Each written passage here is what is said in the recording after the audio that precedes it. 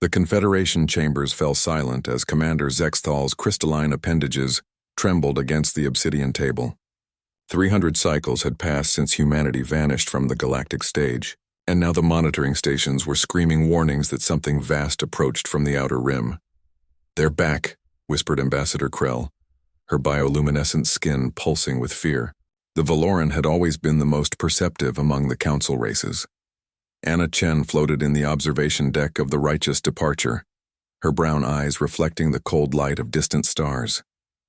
The cryosleep had preserved her body, but her mind carried the weight of 3 centuries. Behind her, Jixon Martinez checked the weapons array for the 1,000th time, his jaw set in that familiar expression she'd known since the academy. "Still think we should have sent a warning?" Jixon asked, his voice carrying through the vacuum-sealed chamber. Anna turned, her lips forming a bitter smile. They had their warning. They chose not to listen. The memory burned fresh despite the centuries. The Confederation's ultimatum had been clear: surrender Earth's resources, accept vassal status, or face corrective measures. The Council had called humanity primitive, emotional, dangerously unpredictable. They'd pointed to human history, the wars, the violence, the chaos, as evidence of their unfitness for the galactic community. What the aliens hadn't understood was that humanity's chaos was also its strength. "Scan complete," announced Captain Yori from the bridge. "Fleet composition: 2,000 capital ships, 70,000 support vessels, 10 million drones. All systems armed." Anna nodded. The evacuation had been humanity's greatest magic trick. While the Confederation watched Earth's major cities, humanity had scattered to the winds. Generation ships launched from hidden facilities. Populations relocated to barren moons and asteroids that superior sensors had dismissed as worthless. The aliens had expected panic. They'd received silence. For 300 years, humanity had built in secret. They'd adapted, evolved, learned, and now the children of Earth had returned. Zexthal's emergency transmission crackled through diplomatic channels.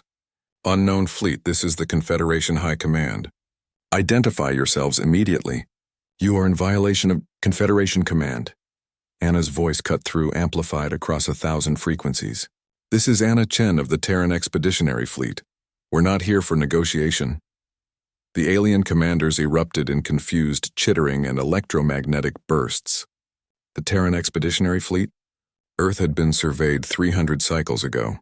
Primitive rockets, barely functional satellites, no faster than light capability. Jixon's fingers danced across tactical displays. They're scrambling their defense grid. Predictable. The Confederation had grown complacent during humanity's absence. Their military doctrine hadn't changed in millennia. Why would it? They'd faced no serious opposition in recorded history. Their technology was advanced, their numbers overwhelming, but they'd never fought humans. Anna gave the signal. The human fleet didn't charge forward in some grand, dramatic assault. Instead, they simply disappeared. Stealth technology reverse-engineered and perfected from a dozen alien species' weaknesses. The Confederation sensors, so sophisticated they could detect a single molecule across light years, found nothing but empty space. "Impossible," Krell whispered, her skin flashing panic white. "Nothing that large can hide from our instruments." The first strike hit the Confederation's primary command station, not with missiles or energy weapons, but with something the aliens had never anticipated.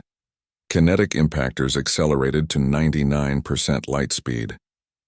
Asteroids humanity had been moving into position for decades, invisible among the cosmic debris.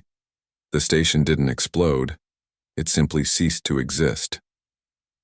Jixon allowed himself a grim smile. They thought we'd fight fair. That was their first mistake.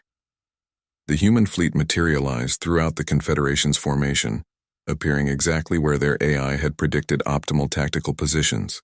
300 years of studying alien psychology, strategy, and technology, humanity had done its homework. Anna watched the tactical display with cold calculation.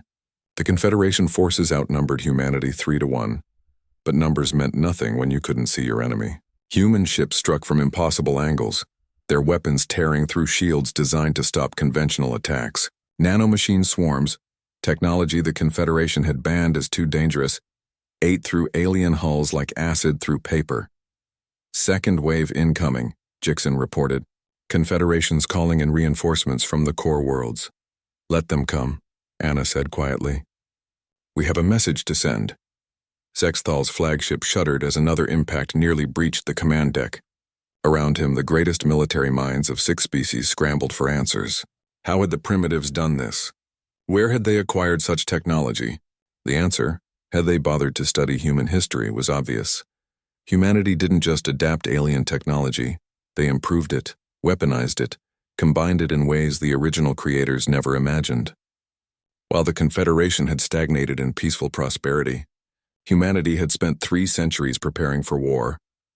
Confederation Command, Anna's voice echoed again, this time on every frequency, every channel, impossible to block. 300 years ago you called us primitive, violent, unworthy of the stars. You threatened our home, our families, our future. You expected us to kneel. Jixon launched another salvo, his movements precise and mechanical. Years of training, decades of simulation, centuries of waiting, all condensed into this moment. We didn't kneel, Anna continued. We left, we adapted, we survived, and now we've returned, not as supplicants seeking your approval, but as the judgment you never saw coming. The Confederation fleet was collapsing. Their commanders, trained in civilized warfare, couldn't comprehend humanity's tactics.